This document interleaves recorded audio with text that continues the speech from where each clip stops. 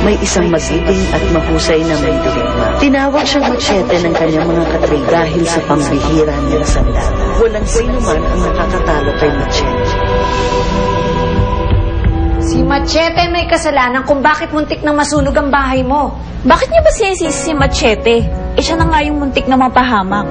Paano masusunog? Sino may kagagawan? Bakit kasi hindi niyo na lang hayaan ng pulis ang gumawa niyan? Nasaan na nga ba sila? Parating na sila. Pasalamat na lang tayo at naagapan ng apoy. Thanks to Machete. Dahil siyang gumawa ng paraan.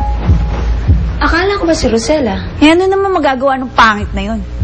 May problema nga ako Alam niya na yung sikreto ni Machete. Nakita niya kung paano mag-transform si Machete. Patay kayo pala. Napakalalim ang iniisip mo May dinaramdam ka na naman ba? Wala tayo. Namimiss ko lang si Inay. Madalas niya kasing kwento sa akin ng alamat ni Machete, diba?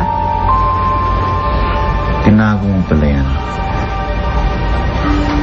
Opo, tayo. Ito ang laging dindigan pag nalulungkot ako. Yan na nga bang sinasabi ko Hindi mo matatago yan habang panahon. The truth will always come out. At habang hindi pa sumasambulat yung nakakaloka mong sikreto, layuan mo na ang statwang yan. Layuan mo na si Machete. Hindi ko kayang mawala si Machete. Sa kanya ko lang lahat naramdaman to. Kaya hindi ko kayang mabuhay nang wala siya. My God, Marla. You're in love with him? Teka nga muna. Bakit nag-change outfit ka? Total, ayaw mo naman kaming lumabas ni Machete, diba? So, dito na lang kami sa bahay.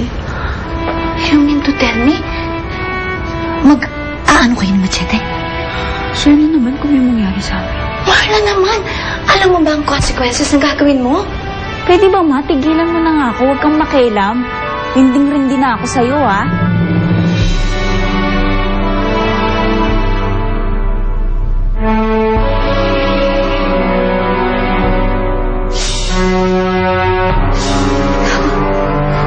Si Dakigan.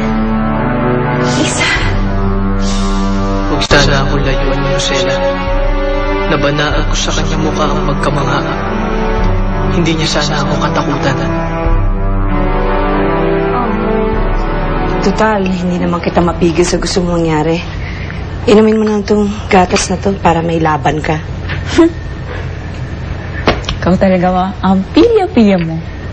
Palagi kang puyat Wala kang lakas. Sige na, bottoms up. Thanks, Ma.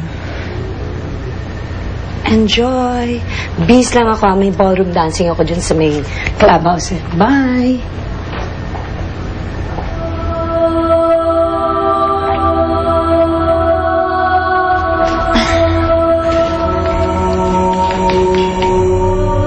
Ano nangyari?